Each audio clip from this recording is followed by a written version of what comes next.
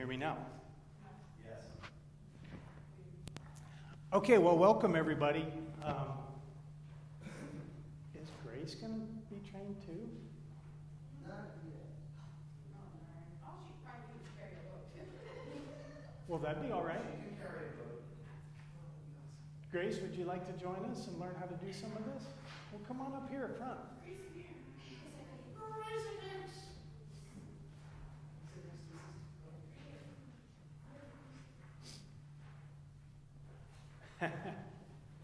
So everybody should have a copy of the customary. I've updated it, kind of cleaned it up a little bit, and we are going to be putting this on the website. So when you're scheduled and you're not quite sure how to do something, you'll be able to look it up on the website, so you don't have to figure out where you put your printed copy. I think everybody here knows me. We have, I'm Tim Peterson. We have other MCs here, Masters of Ceremony, Michael, Brian, Tom, and I think that's it so far. If you don't know Tom Helmer, he's at 8 o'clock. He's one of the MCs at 8 o'clock. I think everybody else here goes to 10:15. We have a couple new ones. So I want to go over just some general Acolyte instruction, and all of it is pretty much in here. But for Aiden and Grace, an acolyte is an ancient order of ministry that dates back to the early church. It's considered one of the minor orders, but an order nonetheless. So it's an important job. And we're here to make sure that everything for the people gets done the way that it should. So we don't interrupt anybody, everything flows, and people can just concentrate on what's going on and their relationship with God. So we have several different jobs. Who wants to name one of the jobs? Mary. Torchbearer. Excellent. How about another one?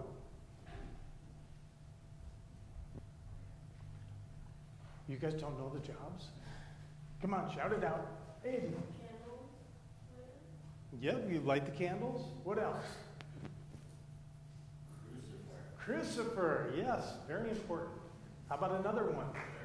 Server. That's an important one. Thurible. That's the fun one. And the boat bearer. The Thurible. Brian, would you go get the Thurible? Mary Helen Flannery just walked in. Welcome. She needs a book. I got it. We got a couple new ones we're training, Mary Helen. Cool.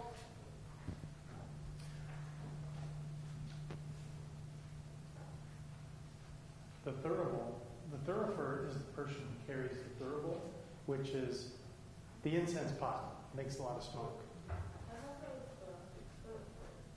The boat bearer is the one that carries the little container that has the actual incense in it. The container is called a boat. I have no idea why. It's just a tradition. Deacon Virginia, do you know why it's called a boat? He might. Maybe they teach that in seminary.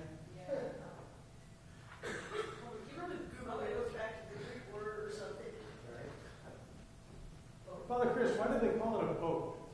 You know? I always assumed because it is shaped like a boat sometimes. Oh, was it? That one happens to be round, but there are some that are shaped more elongated like a boat. What? Like a gravy boat. Yeah. Yeah, I've seen them that look like a gravy boat. Okay, so this is the boat, and we can pass this around. This is what we actually sprinkle onto the coals to make the smoke. And when we were in Washington, D.C. last time, they shared with us at the National Cathedral what incense they used, because they had a similar problem to other parishes, and I guess we had that problem too, where whenever they would use smoke, people would react to it. So they went to this stuff, and their complaints went away. And so they encouraged us to try it, and we did, and we don't have the issues that we used to. Unless you're Justin Peterson and Joel Walker and you set off the fire alarm on Palm Sunday, but we don't talk about that. We haven't had any issues. Since. I don't. Since the great.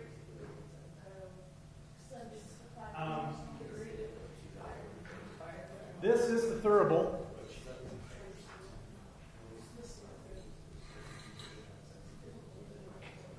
So the way it works is we have charcoal. It's almost like barbecue charcoal. We use just stuff from the kitchen. Yeah. There's no special tin. We line the bottom with foil. That's another thing that we learned at the National Acolyte Festival. If you line the bottom of the Thurible with foil, it makes cleanup a lot easier, and it has. What you do is you take 2 discs of charcoal, which are about that big around, and they look like little tiny hockey pucks. And they're coated with gunpowder, so you can get them burning pretty quickly. And you just place them in here and let it soak just like a barbecue. And when Father Chris is ready to have smoke, takes 2 scoops, no more than 2 scoops of incense, and pours it on the hot red coals, and it makes a lot of smoke. If you try to put too much on there, it puts the fire out, and that's not good. Put a knot in here. Okay.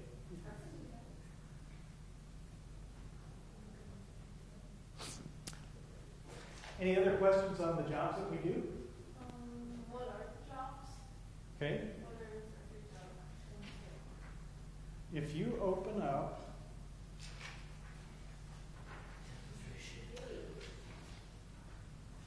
open up to page 4.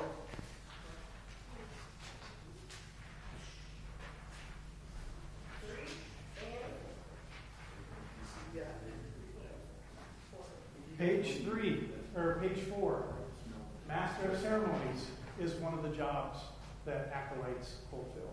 It's a senior acolyte. So it'd be myself, Brian, Tom, Mary Helen, Michael.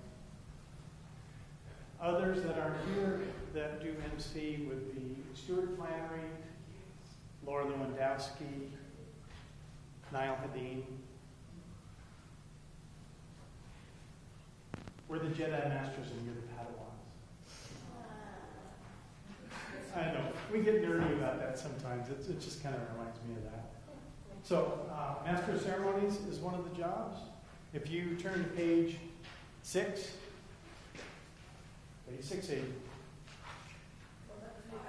Are you on page 6? Well, that's because there's no jobs listed in there. Well, we'll get to that. On page 6, you see crucifer, which is the large crucifix right there, which can be heavy and unwieldy at times. And then you have first torches, which are the large candles with the globes on them back there. The server, what does the server do? Serves who? Yep, in this parish, the server is the one who helps the deacon prepare everything for communion. So the server is over at that small table, which is called the credence table. And as the deacon needs wine, water, wafers, anything the deacon needs, the server provides that. Yes, Mary Ellen? Would you remind everybody that these are not real candles and that there's oil in them? Even though they look like real candles, so that if you tip them too much, They will spill. and you'll have fire. Now, Yes. Something that if you have never done it Yes, that's a very good point. And it's something we don't mention enough. Yeah, the candles we use are plastic, filled with oil. And they're wonderful because they give you a real nice uniform flame. But if you tip them and the candle is burning and the oil comes out, the fire is going to follow the oil. So if you spill any on yourself, you're going to get yourself. You're going to barbecue yourself a little bit. Absolutely. Stop, drop, and roll. Stop, drop, and roll. Okay, and the server also carries this smaller cross here in procession. Yes, Hayden? So if that were to happen to you, would you stop, drop, and roll? Absolutely. What about the rest of the oil? Well, you take your head up something when you're dropping. Well, you know, there's a lot of what ifs here. Just remember, this is going on YouTube, so Oh, wow. Don't look too stupid while you're on fire. don't look stupid while you're on fire. If you stop, drop, and roll, what's the rest of the Yeah, The but answer is don't tip the candle. yeah. So you never need to do that, okay? If it eases your mind, it's never happened. And How do you know that? It's never happened here. here, okay? It's never happened in this church. And I'm not aware of it happening in any other church. At You this said time. it was going on YouTube. Just like that. Yeah, this is going on YouTube. Yeah, that's talking. Yeah, we're on YouTube right now. Yeah, so they So should smile try for to the stay camera. there. You ever been on TV before? No. You are now. Sweet. Actually, every Sunday, I think I get down and Okay, if you turn to page 8, you can see thurible and boat bearer. That's 2 other jobs. Can anybody think of any other job that an acolyte would do that's not listed in the custom? Tiny torches. The small torches, yes. Or they could carry the flags. Is there any other job you can think of that's not in here? Yeah. cooking. No, job for being an acolyte. We don't cook during church. What? Plates and holding the book for the. Yes. Closing page. That's all covered in here. But there's one job I'm thinking of that we don't have in here that we do occasionally. And it's only when the bishop is here. Oh, the helper. The bishop's chaplain, yes.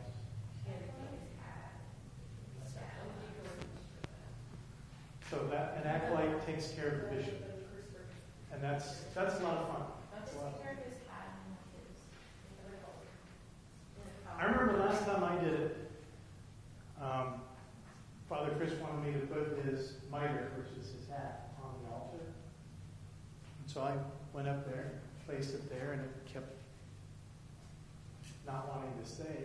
And I kept pushing it back together. And it just went, so I just let it lay. This last time, he didn't want his mitre on the altar. I thought, well, we could put like a glass or something. Okay, so let's go back towards the beginning on page 3 at the bottom. I think some of our general procedures have been a little bit ignored over time, so it's a good idea to go through some of that.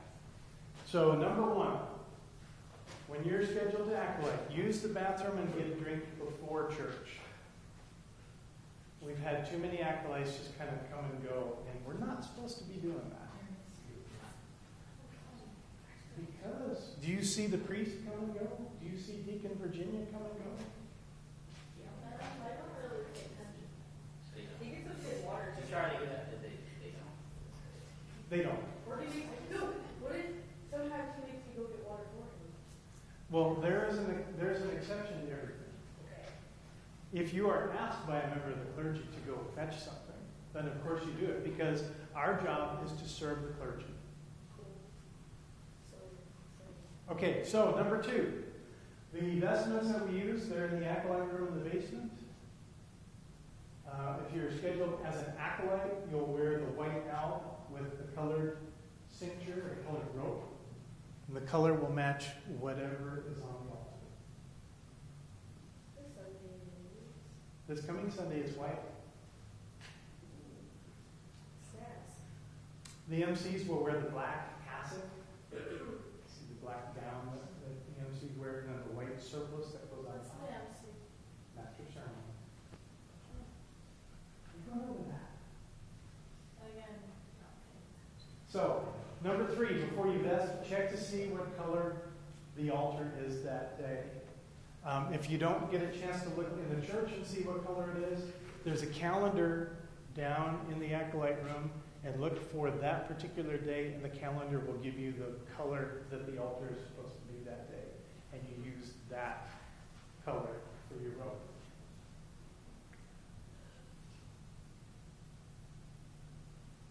Any questions on that? The calendar will show Advent is purple and Lent is purple. In Advent we use the blue, and Lent we use the purple. So It's also a sign that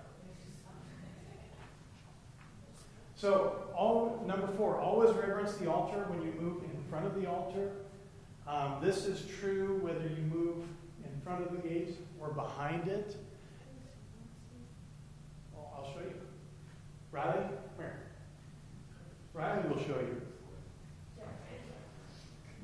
Go to the front of the gate and reverence the altar. And where are your hands supposed to be? Did you get stuck?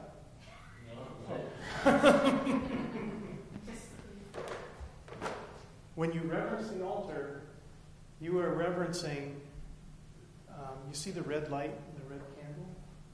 What that means is that the reserved sacrament is in that box under the big cross.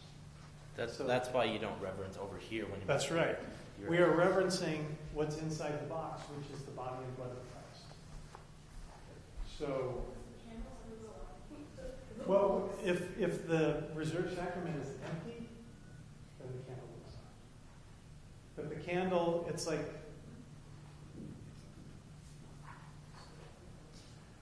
the candle indicates that Christ is home. So somebody's home. Now, Riley, come back here. The proper way to reverence the altar is to genuflect, which means to drop down on one knee, on your right knee. Just like he's about to do now. Hold your hands in front of you. Yeah, hold your hands together in front of you. That's in the book too. We have to go over that. Did you see how that was done?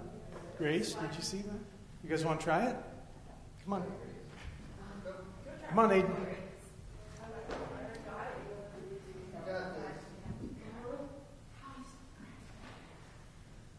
Come on down.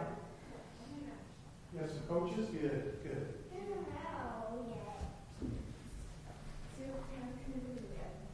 Come on, Aiden.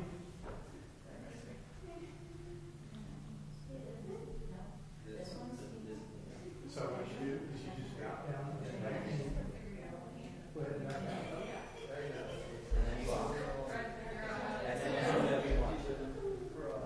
It's some getting used to, but you keep the back straight, just go down, straight back up. Malfunction. Okay, fire it in front of the altar. Good job. So, if you move from one side to the other, if you come this way, you genuflect in front of the gate towards the cross, towards the tabernacle. If you come around the back side, you genuflect that way.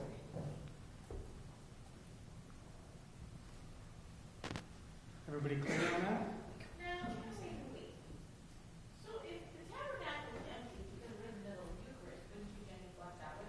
There's still some now. So you wouldn't do it the other way. The table was set. I think it's too confusing. It really is. But very seldom do we go behind anyway. During communion especially, there's really no opportunity to cross anything as far as the Yeah, so in that part of the service. You really don't need to. It's a good question. question, but we try to have people go in front.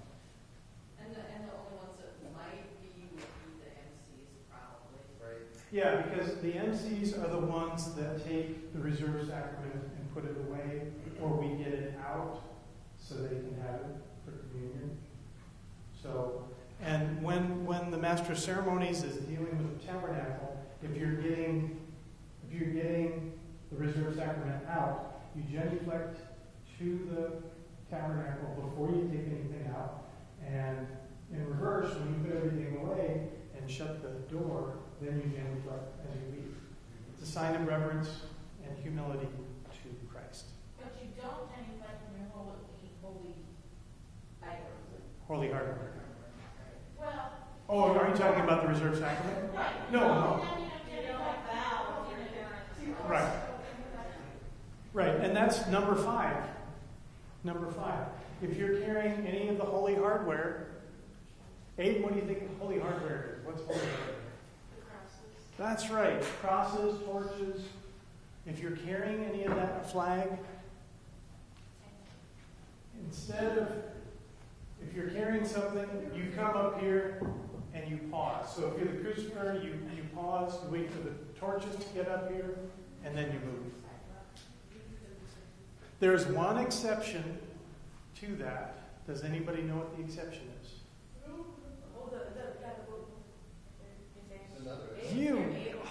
You studied. I'm so proud of you.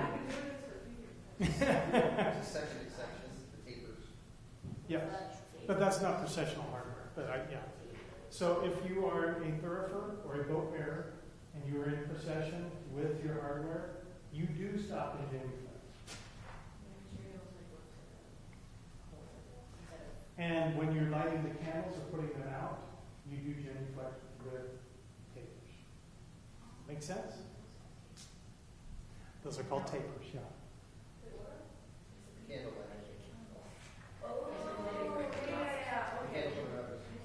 You're right. I thought you put the papers in. Number 7. I want you guys to pay close attention to number 7. Caitlin, would you read number 7 aloud? Yes. If you are not carrying anything belonging to the altar or while in possession, you must keep your hands together in front of you. No, you may not. So, when you are walking, you just keep your hands together in front of you. No doing this. No swinging your robe. No pockets. None of this. There are pocket holes. You keep your hands together in front of you. Don't slouch them down. Not like this. Keep your hands right in front of you. And that's something we've become lax at. We got to do better at that. And it's starting to bug me. So, number 8, we follow the lead of the priest or the bishop. You know, whoever is celebrating the Eucharist, we must mirror what they do. So, when the priest bows, we bow. Priest makes the sign of the cross, we make the sign of the cross. Don't do anything. No, we don't have to do this. When in doubt, follow the lead of the deacon next to the priest. Yeah, I could. That's something else we've been lax at. I've been noticing that too. It's been bugging me that Yes. half the acolytes will bow and half won't, or the MC will bow and the acolytes aren't paying attention. So, We're doing it together. it's important to pay attention. And you know, you guys, when you pay attention to what's going on and you look for those cues, you have the side benefit of things feel like they're going faster. So if you're busy, things are going to get done faster. Yes? And when you bow, sometimes you bow as actual. Real bow. You bow at the waist. When you bow at the waist. It's not some, little, Right. hey, how's it going? It's, Yeah. or some kind of divine twitch. That's one reason that we've changed to genuflecting as acolytes, because when we did the bowing thing, people would just kind of go, Yeah. that's not the way to do it. It's right by. So, California roll. exactly. Stop, drop, and roll. So when you do bow, you bow at the waist with your hands in front of you. If you're holding a book, your hands are still in front of you. Clear?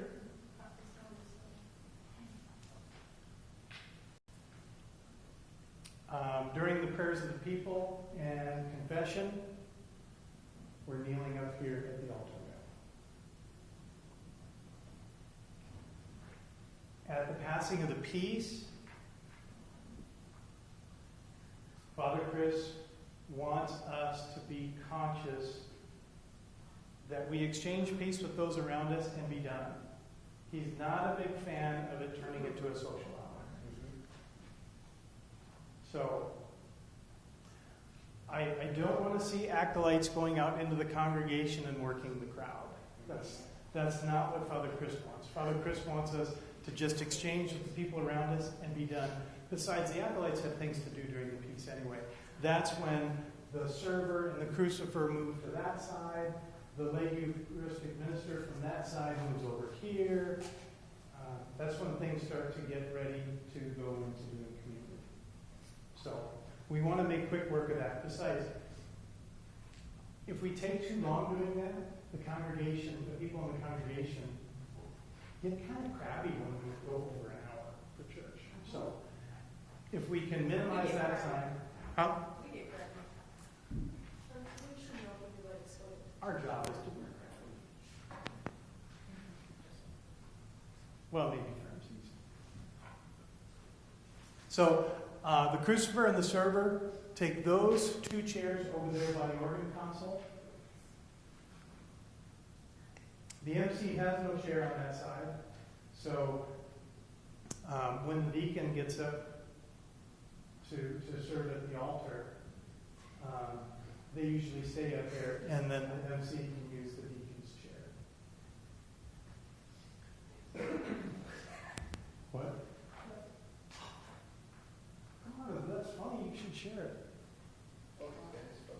Okay. Any questions on the general procedures? You guys got that? Yes. I don't have a question, I just have a comment that, with all of this, I think that the important things are that you are paying attention, that you are doing your very best, because that's what we're up there for, and nobody's perfect. That's a good point. Mistakes? Mistakes happen, I make mistakes, everybody makes mistakes, but as long as you are paying attention and trying, nobody's going to be upset. So here's what Exactly. Father Chris mentioned at the lector training earlier this morning is that, right, nobody's perfect. We should strive for the very best. We should pay attention to the best that we can throughout the service. However, we have this attitude of relaxed reverence, meaning we're not going to be super uptight and rigid. We're not a military. But we should be reverent at all times, especially when we are up at the altar. We're the altar party. We're setting the tone for everybody else in the church. We should be leading by example. So don't be afraid that you make a mistake and everybody's going to be looking at you and mad at you. That's not the case. However, be reverent. Pay attention and do your best. Very good advice, Michael. And keep in mind, if you need a copy of this with you while you're serving, nobody's going to think any less of you. In fact, they'll think more of you. We'll know that you're wanting to do the right thing. But also keep in mind, if you make a mistake, we might know it. They're never going to know. So if you make a mistake, it's not going to be a bad one anyway. So don't feel bad. Don't beat yourself up over it. And then what? Well, yeah, there's big things like that that people will know, right? If you drop the crucifix or if you light the fire. Or if you set off the fire alarm, people did notice that. Just a little. I didn't know. But little things. Like, So- it's not bowing perfectly every time. Exactly. People aren't going to notice that. if for some reason, if you're thinking about something and you pass in front of the altar and you forget to genuflect, nobody's going to come over and grab you by the ear and make you go back and do it over. Right, and you probably don't go back and do it because then everybody will know. Then they'll know you made a mistake. Christ will forgive you for not going down on your knee in front of him. He'll forgive that once. Otherwise, Okay, let's move on to page 5. Okay, lighting of the candles. I made a couple of changes on here because it wasn't clear. So the torchbearers do that at 10:15, and at 8 o'clock would be an MC and whoever the acolyte is, or maybe just one person. But we want that done 15 minutes before church starts. So the 2 acolytes, they'll use the tapers, move to the front of the altar gate. In fact, let's get 2 people and grab the tapers.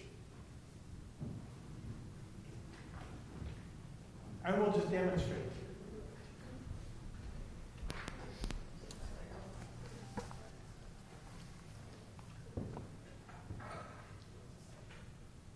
Is that where that goes, Virginia? Oh, Way up?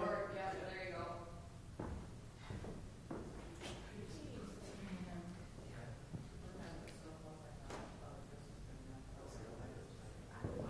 You can actually get some fire if you want. Yeah, Brenda's getting away. See? Genuflecting in front. I don't need applause. Not yet. Everything that we do has a purpose, and everything that we do must be done reverently and with humility. So, for example, Tim, I shouldn't walk out like this, right? When I'm going to go light the candles. Yeah, that'd be tacky. Shouldn't do that. I like how Riley should say uniform and just like waiting. You see how he's holding that? That is the exact way that it should be held. So hold it so that it goes to your right. Left hand on top. Flame is always up. These are filled with oil as well, so you don't want to have the same problem as with the torch. And you're not covered, so watch your partner's hair, right? Yes. Yeah, watch where you're pulling this. Okay. So they come to the front of the altar gate. They genuflect together. Now, stop right there, because during Easter season, we have the giant Paschal candle, which is usually back over there on the other side of the lectern. Yeah, we have it for baptism. Anytime we have the Paschal candle out, that is always lit first.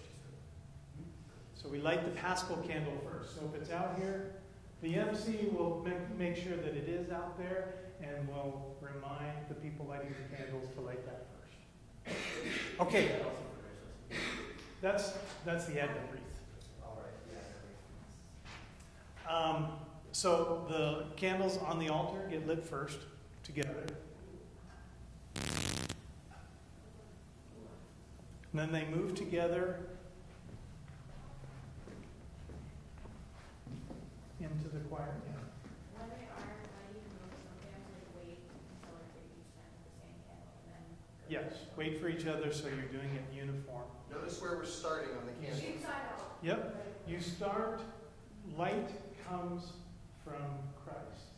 So you start where Christ is and move out into the world.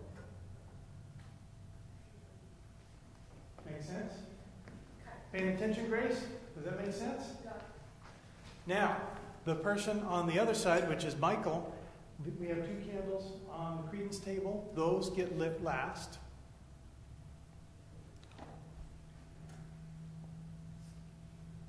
Once everything is lighted, the 2 meet back in the middle, genuflect together, and come out.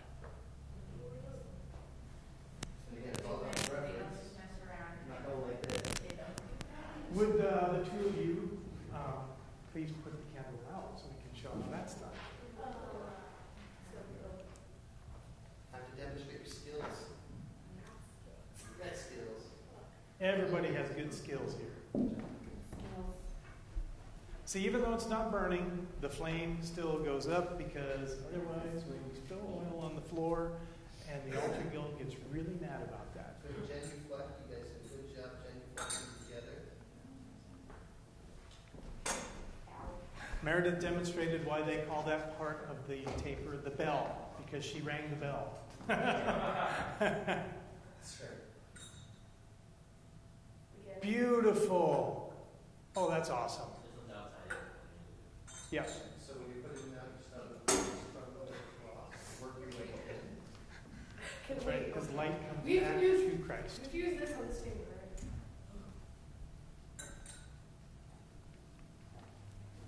Now, if we have a Paschal candle, that is put out last. Or an Advent wreath, is that the case there too? Yes.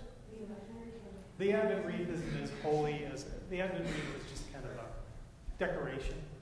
Good job, good job, girls. Well, it is. I mean, Should we have someone else practice? we will as soon as we get through some of this stuff because we'll want to show. Go ahead and put them away for now. We'll get into the hands-on soon enough. Procession. We have the procedures here for 8 a.m. and 10:15 a.m. Tom, has anything changed from this for 8 o'clock? Do I need to update that? Okay. I forgot to check with you guys when I updated this. So at 10:15, the MC is in charge. So whenever you are scheduled to acolyte, make sure that you check with the MC so you know what you're doing, when you're doing it, why you're doing it, how to do it. So procession coming in, if we're using smoke, the thurifer and the boat are in front. Then the giant cross, the large torches. If we're going to use our banner back there, that would come after that. Then the choir. Then the server carrying the smaller cross. And if we have torch bearers there, as Meredith is keen to call it, the tiny torches. And or you can use the flags. Why do we not use the flag? Well, we only have 4 people scheduled at a time usually. The flags that we have are tiny torches. The tiny torches, we don't use the flag instead of the tiny torches. We can. You know, we kind of got out of that habit because we had some clergy that weren't big on using the flag. Totally inappropriate to have a United States flag in session. And there you go. All right. So, there you go. I was just asking, because when I first started coming here, they were every week with flags. See, Father Cameron loved using the flags. Canon Seeger did not care for the flags. Father Rich did not care for the flags. I remember when I was a kid, we were acolyting, we used the flags like every Sunday. Yeah. Father Chris was fine with Deacon flags. Virginia does not like the flags. They're using breathing exercises. It might be a little odd. It's I look. just know, it was, yeah. I was just curious the reason. And then after the second torches or the flags would be the Eucharistic ministers, the person that sits over there and helps with the chalice. Then the MC, then the deacon. If we 99.9% of the time have a deacon scheduled here, the deacon would go next. Then we wouldn't have a deacon. There's been 1 or 2 times in the past 10 years when we haven't had a deacon. Then the celebrating priest or the bishop, whichever clergy that is taking care of celebrating the Eucharist, they go last. Clear as a bell? Yes, everybody's good so far? want you to skip ahead to page 7, the gospel procession, at 10:15. Okay, you guys, we do a pretty good job of this. I have to say, this is a really, really good job. So during the second reading, the acolytes will prepare. So we would use. Go ahead. You two come up here. I need. Yeah, and a crucifer and an MC. We need torches? I think we should finish once it's up there. Oh, yeah. As if we're getting ready for the gospel, guys. Okay. MC always sits in this chair. Do not let anybody take the MC chair. Nope. What was your question? Okay, so during the second reading, the MC will give you guys the cue to go get your holy hardware.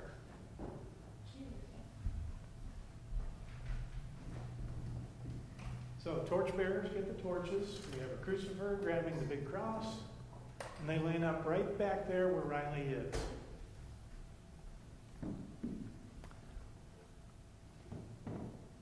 Pretty good, huh? All right, so the music has started. As they come by, the MC joins in. The MC goes to the front, right in the middle, torch on either side, crucifer. The deacon will already been up on the altar. And when the deacon turns, the group turns. Wait. MC goes before the torches. Oh, I was like me?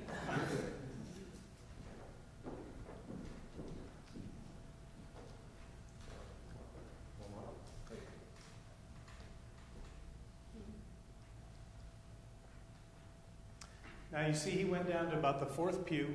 I don't think they can see us now. Hey, turn the camera, cameraman. I think he's using that one. Oh, maybe he's using that one. Okay. So he goes down to about the 4th pew. He turns around. The crucifer can rest the large cross on the floor. The torches, they are situated between the MC and the deacon who's reading the gospel. Torchbearers, do not rest your torches on the floor at any time. Huh?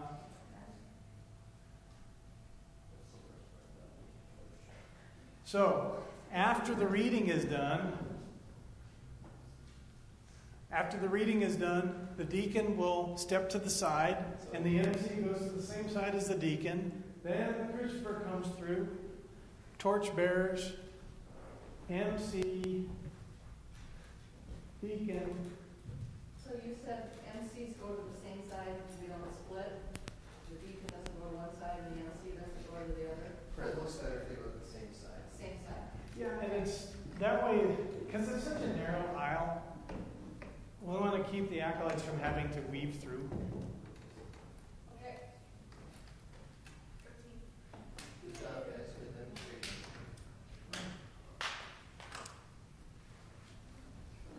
Okay, so I know this is a lot to absorb, and there's really nothing else that's new. Now we go to, are there any jobs that any of you want to learn more about that we can spend some time showing you and working with you?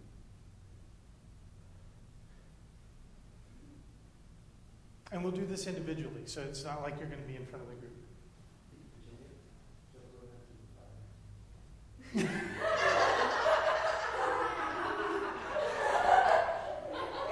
She said don't get her started, Michael.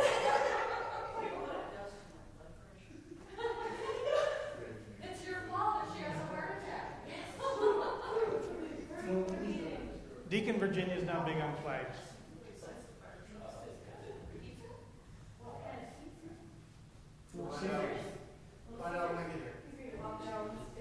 Okay, so I do know that we'll have Aiden and Grace learn how to light the candles.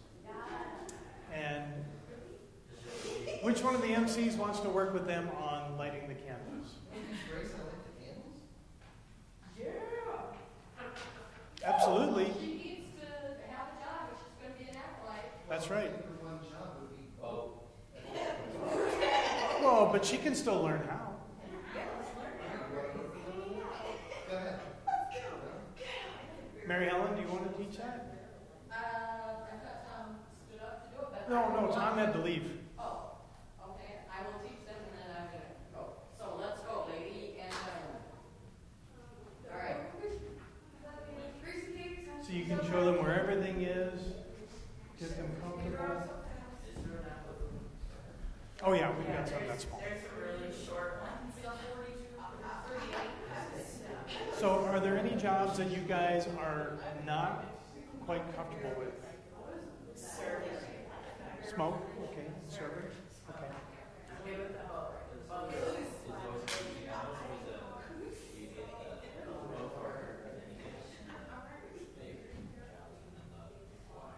Mhm.